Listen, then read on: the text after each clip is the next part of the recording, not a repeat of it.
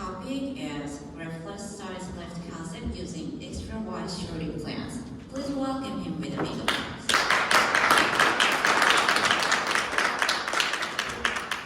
안녕하세요. 저는 아루가 세이지입니다. From Asia, Japan. Today, I'm honored to present a lecture on the Graftless Sinus concept using extra wide and short implant.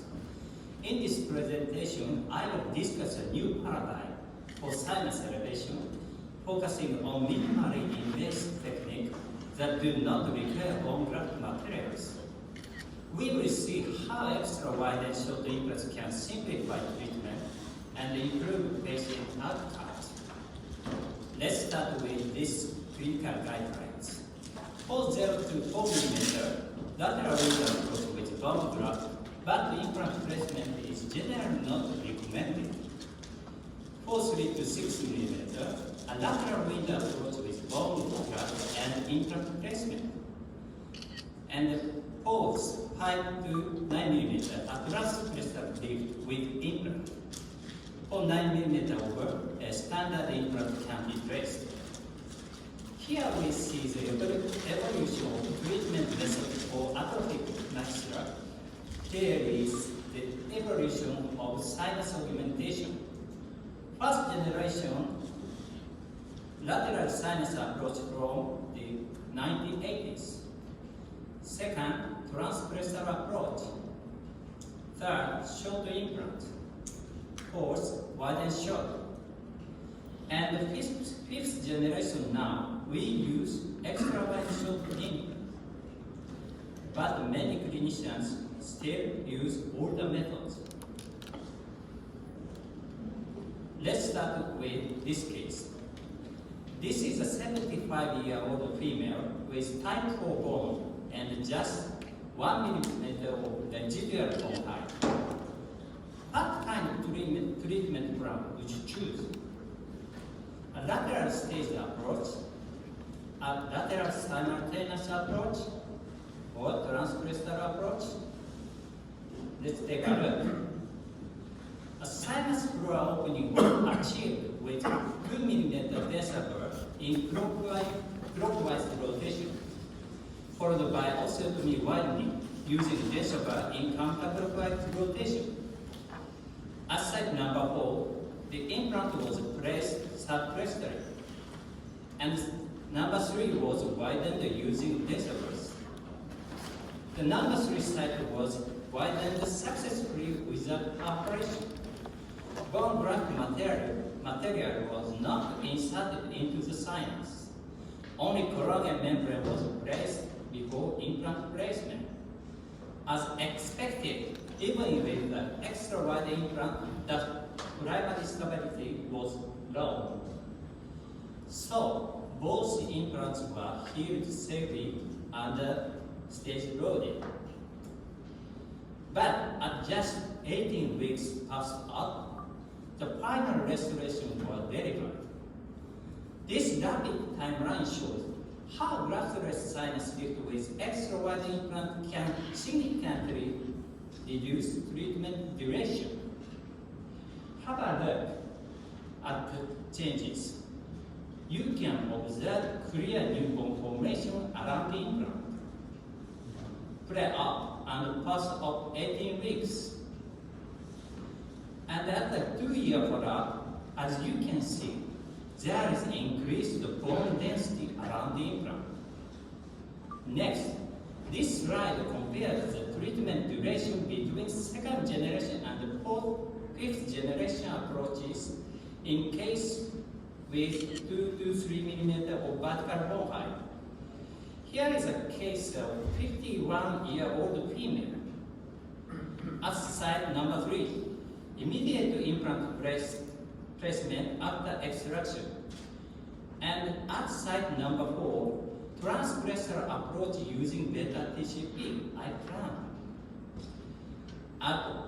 At that time, the focus was on placing graft material without perforating the membrane. So I frequently used socket bent double approach. Graft material was inserted through through two channels safely. One from the crest and another from a 45-degree oblique angle from the buccal side. As side number 3, initial stability was low.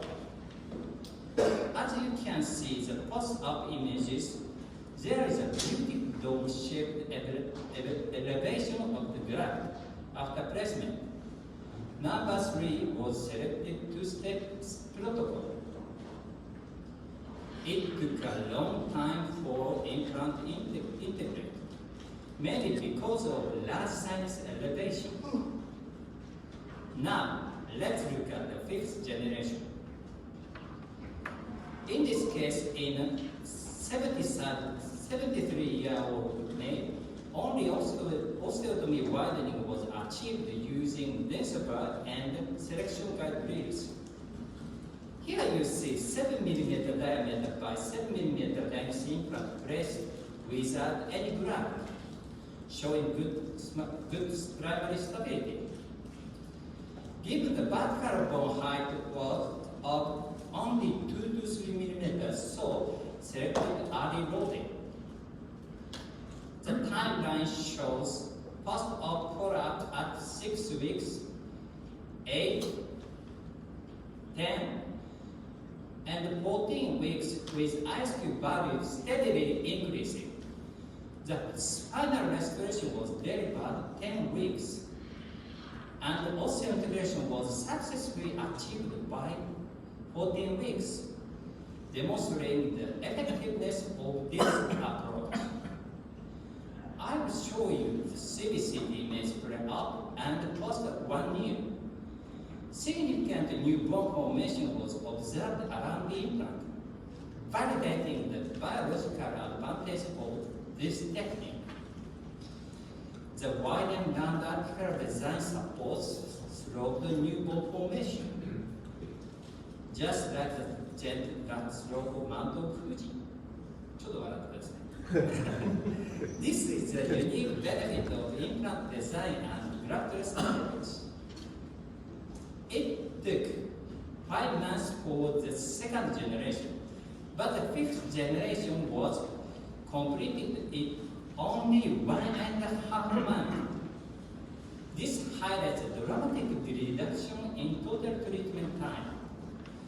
Why do extra wide and short implant integrate so quickly? Regular diameter implant often have a significant gap to the buccal bone, leading to delayed integration. On the other hand, extra wide and short implants are positioned much closer to buccal bone wall, promoting faster bone formation, enhanced stability, and shorter healing time. Dr. Yoshiharu Hayashi is my mentor in implant dentistry. He has advocated the 4S concept: shortened treatment time, simplified procedures, small invasiveness, and safety first. The goal is to provide patient-friendly implant treatment by reducing complexity and risks. These are books we published together with Dr. Hayashi.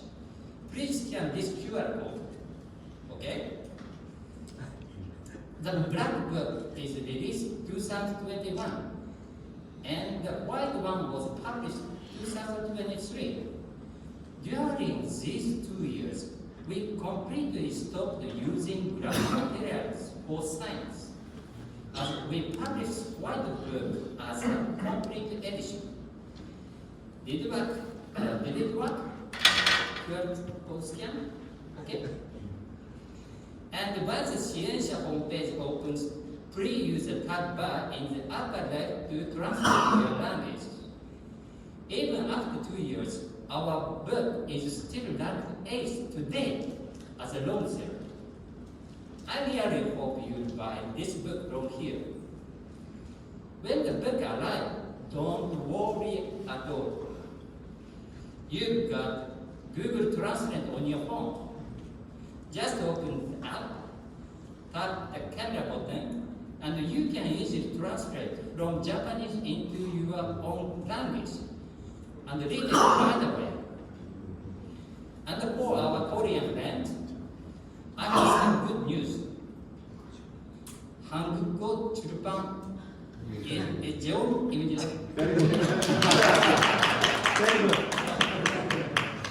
Anyway, back to the topic. I have done many sinus lifts with bone grafts, but some cases did not go well. This patient was a woman in her 40s treated 30 years ago. Even after several closure surgeries at the university hospital, the wound did not heal. The following is a list of complications of sinus floor elevation: sinus membrane perforation, infection, pain, swelling, fistula formation, graft exposure or displacement, excessive bleeding, sinusitis, wound dehiscence, and graft resorption. Have a look at the yellow highlighted text. Don't you think these are complications actually related to the bone graft material? Let's look more closely at the literature. This paper is about complication of bovine bone. Various complications have been reported. In this paper written like this, dental literature has rarely addressed clinical risk and complication of anorganic bovine bone as a graft material. The negative findings are not published or are not being submitted for publication. The important thing is that bovine bone cannot be broken down by the body. In this paper, reported an implant survival rate of 98% in cases with graft-free sinus-free elevation over a 40-year period. This suggests excellent outcomes are possible, even without graft material. Graft-free sinus floor elevation was demonstrated faster bone formation than xenograft, and the bone density was higher than allogenic grafts. Next, let's think about implant design.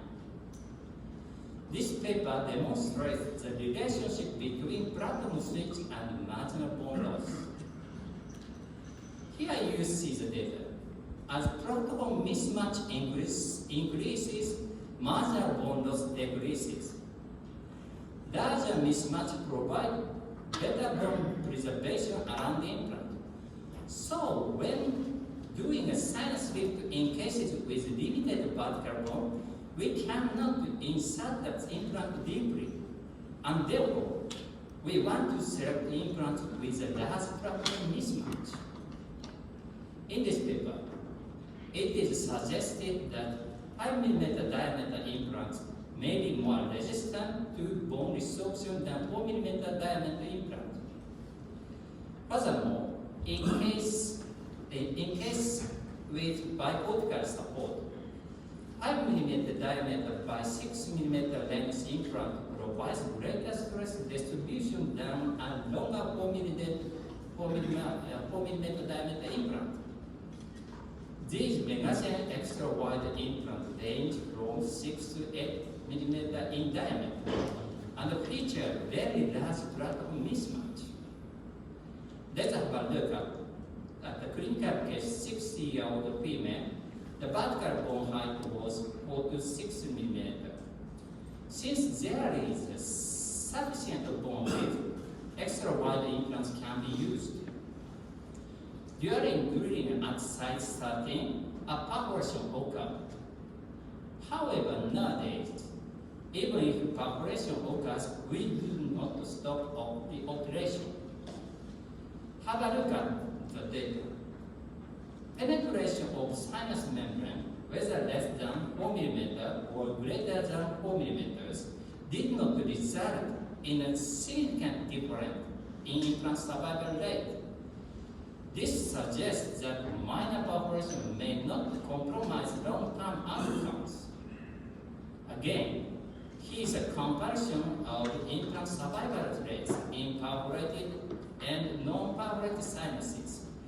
There is no significant difference, which supports the safety of the graftless sinus lift technique even when perforations occur. So drilling more wider, but not over sinus floor as possible. Aside 13, extra wide implants placed with good initial stability. Collagen membrane was sealed to help manage the sinus membrane. Aside 14, in cases with a septum like this, sinus floor elevation can be achieved by using Invasive in reverse mode. As a use of even wider implant resulted in greater primary stability. After placing temporary abutment, and the proximal restorations were delivered immediately. This shows the effectiveness and increased patient comfort made possible by extra-wide implants. As a post-operation 8 weeks, I scanned, and 12 weeks, the final restorations were delivered. This shows the patient finished treatment much faster than with the conventional approach, just 12 weeks. Here you see the CBCT. Even over the long term, the implant site remains stable with good bone support and the sinus is clear. Let's have a look at the Daegu system, which is used for osteodensification. In clockwise rotation, the drill is cutting mode. In counterclockwise rotation, it is osteodensification mode. Osteodensification is especially useful for compacting bone and preserving density during osteotomy preparation. In this technique, by using the Invasive in clockwise rotation, the bone is compacted. As the bar is advanced into the sinus, the tertiary bone is grafted into the sinus. In this technique, by using Invasive in clockwise rotation, have a look as you can see. The tertiary bone is grafted into the sinus just like this. Like this. This is a graftless sinus protocol, sinus lift protocol. I will show you the next step by step. The Invasive is used at this angle like this. The 2 mm bar is used in clockwise rotation to carefully open the sinus floor. But even if the sinus membrane is perforated, sinusitis does not develop because bone graft is not used. Drilling ranging from 2.3 to 3.5 mm are operated in counterclockwise rotation, stopping 1 minute before reaching the sinus floor. At this stage, compaction autografting. After that, the 4 mm Invasive is used in reverse to open the maxillary sinus floor again. And then, the bar size gradually increased to perform sinus autografting. Collagen membrane is used to protect the sinus membrane. And the insertion direction can be adjusted using a selection guide drill. Let's have a look at the diagram. The implant itself tends the sinus membrane, creating space for stable blood clot and subsequent new bone formation. No graft materials are needed. Extra wide and short implant with larger mismatch are ideal for sites with extremely limited vertical bone. Does that make sense so far? This slide is hands-on training for the graftless sinus lift. 2 implants were placed at the crestal bone level, like this. The sinus flora was elevated using only terginous bone with no graft material. Let's have a look at this challenging case. A 73-year-old female with severe root explosion number 3. So I extracted this tooth. After 8 weeks post-op extraction, as you can see, significant bone loss like an eggshell. Have a look. I marked the implant position. And the flap open, the entry point was marked. And then, unfortunately, a perforation occurred. What do you think I did next? Only a collagen membrane was seated to cover the perforation area. And I pressed extra wide implant and suture. What do you think happened? Fortunately, the final restoration was successfully delivered at 22 weeks. Okay? The slide presents a detailed timeline of healing. Of all my graftless sinus lift cases, this one took the most time. But still, it was finished in less than 6 months. As you can see, these are CBCT images taken during a course of treatment. Let's change to different color. Immediately after surgery, there is nothing around the implant body. However, 22 weeks, you can see around the implant has turned green. This indicates that bone was formed around the implant. This is a case of 63-year-old female implant whose chief complaint was mobility of the teeth number 2 and number 3. Due to significant thickening of the sinus membrane, tooth number 3 will be extracted and an early implant placement is placed at 8 weeks post-extraction. Sequential osteotomy was performed using this above. Aside number 3, extra wide implant was placed with no graft into the sinus. 8 weeks scanning and 12 weeks final restoration was delivered.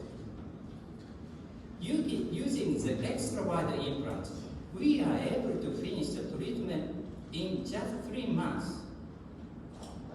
Please take a look at CBCT follow-up data.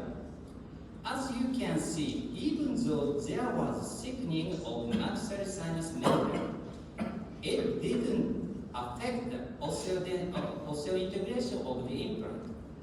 In this case, do you think a sinus lift with bone graft would have been possible? And if bone graft was used, do you think everything would have gone well? So, I hope it's all clear now. Let's have a look at our course concept one more time. Shortened treatment time, simplified procedures, small invasiveness, and safety first. These are not just words. They are pillars supporting a patient-centered future in a rapidly aging society. Such innovations are not luxury. They are necessity. Together, we can make a real difference in people's lives. All right, everyone. As we conclude, I invite you to imagine. What if every atrophic maxilla could be treated simply, safely, and efficiently, without drugs, without extended treatment times, without unnecessary pain? This is the power of graftless sinus lift using extra wide and shock implant, guided by the spirit of minimalism and the poet's concept. Thank you for your attention. Let's conclude to advance our field together. I'd like to make one suggestion. The ICOI Japan Congress will be held in Tokyo November 8th and 9th.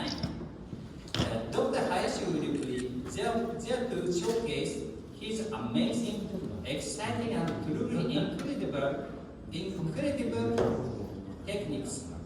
We love for you to come to Japan and join us. 감사합니다. Thank you, Dr. Having a really controversial uses between the regular length implants with sinus elevation versus the short implants with bone graft, without bone graft. So I think the trend is going to be the more patient-friendly. So I mean the paradigm shift is going to the short implants without bone graft. So I can see you usually use the 7 millimeters of short implants in your slides, right? 7. 日本語でお願いします。あ、7メートル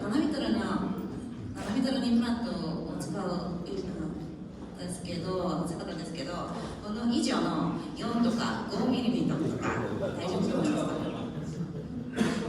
あ、そうですか。でも、私の場合には、もう6ミリもしくは7ミリを使った方が、ファーストタイム、初期固定がすごくしっかり取れるので、すごくトリートメントデュレーションを短縮できるんです。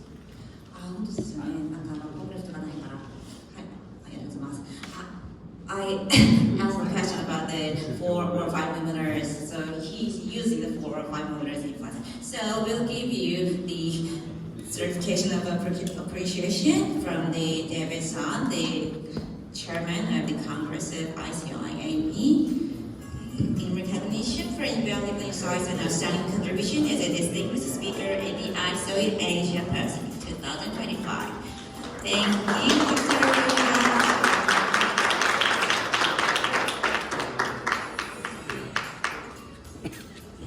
I'm going to introduce the next